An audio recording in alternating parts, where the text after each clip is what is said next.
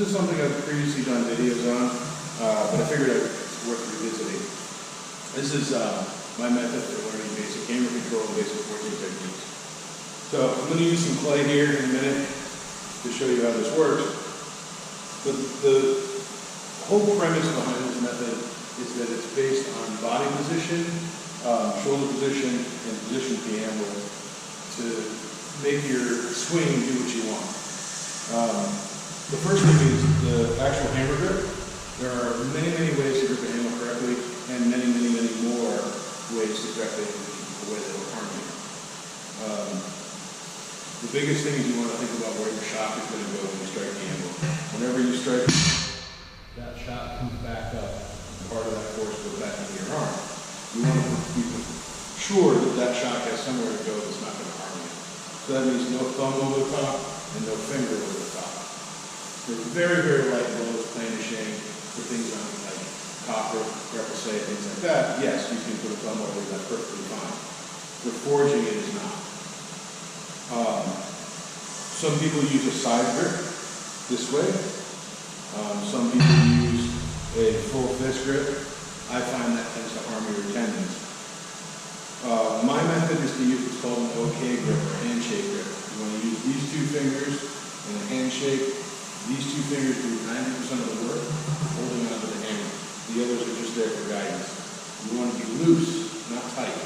Tight fist tends to force the hammer to a specific angle and won't let the hammer level, giving your work more hammer marks.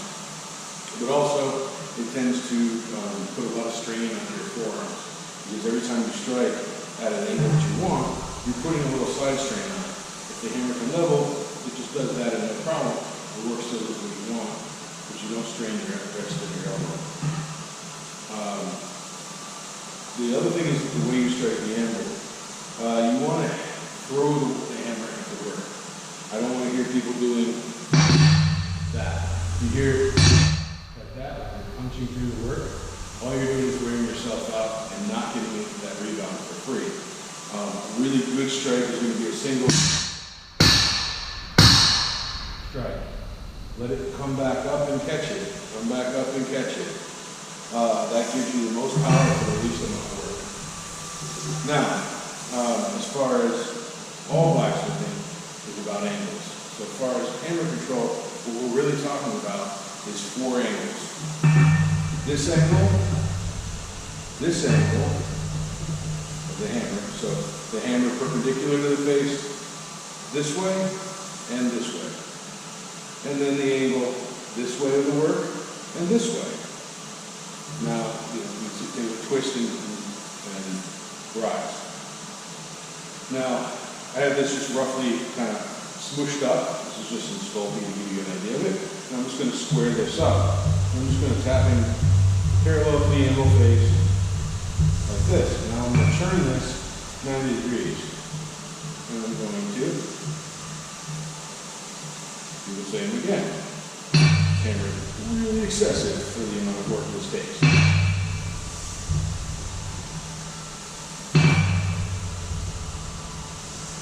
Now I have a nice square cross section. Now if I want to taper this to a point, well, if I keep hitting this way, I'm going to make divots. So my hammer needs to tip that way. And I find the easiest way to do that is based on your stance. So if you have your dominant foot underneath the anvil, your body 45 degrees to the face, the stock going straight across, over, and then you just want to lean at your hips. Now see what happens to your hammer? It automatically does that. So you do the same motion, tapping it in. Stand back up, straight down. And now I have a point. You see? And I've gone all the way down to nothing. You want to work along that far edge of the anvil here, so that the face of your anvil can go down past 0. You try to, I see a lot of people trying to do this. Hard, first off, to keep the angle this way straight, but it's even harder to get this angle and not the angle. And if you have to get the angle this way, see how far off I have to stretch my whole body up. Whereas this way, all I have to do is just lean a little bit, and no problem. So that's the first one. Now if I'm going to do bevels, obviously I can't aim my shoulder in the same direction. So you can either work along this edge or you can work to the other side of the anvil to do that. So say I want to make a knife here, right? So we'll just kind of freeform that.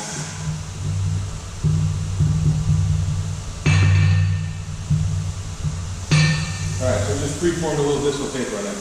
Now I want to put a bevel on this, right? So I'm going to put the edge that I'm beveling toward that. I'm going to lift this up a little bit and I'm going to come over with my hammer. Bend my whole body up. And I will get that in there. Just like that. And if I flip over, I can turn my body a little bit and then push my shoulder down. Boom. Okay, now I get that angle just by doing that. And by working in the middle of this, at that angle, I can carry my bevel all the way up to that spine and straighten it back out. Very easy. Now, say I want to put a shoulder in this. That's a little bit difficult because now I'm doing that, I can either kind of do this with my body or work on that side. It's easy. I want to put a shoulder here, say for a choi or a tank. And then I turn my body this way. And I come in front of me, and I strike that way. And it's a very easy shoulder to do. You do a nice half-face row, you aim at the edge, boom. Nice big shoulder. Nice and easy. Much easier than trying to do this. Easy. Now, same with the horn. If I want to do work over the horn, I adjust my stance slightly. Maybe I come a little closer. And if I want to bend, I want to bend over the horn, okay? Roll around with it to bend around the horn. If I want to use the horn as a fuller, say, well then I do the same thing as if I'm working in the center of the face. Go straight down. Like that, and then I can use that as a fuller to push that straight out. So the takeaways from this review should be always just remember the golden rule of being friendly to your hammer. You want to shake its hand, that's friendly. You don't want to point with your thumb or your finger, that's rude. You want to guide it to the hammer and let it do the work. That's friendly. Don't force it and punch the hammer. It's not friendly. Be friendly to your hammer. Guide it to the work, handshake, and body stance and position will do everything for you. This allows you to get a lot of control over your hammer and your angles really early on. You'll see a lot of experience just doing this, and they don't even realize they're doing this. It's intuitive. They're moving their upper body and they're standing like this. It's not the only way, and you'll see me doing and others doing this just by standing in the same position, using our elbows and our muscle memory to get those angles intact. This method allows you to pick it up very quickly and get it with control very early on. Then that muscle memory will come in time. Hope this helps you guys. If you have any questions, put them in the comments. Thanks.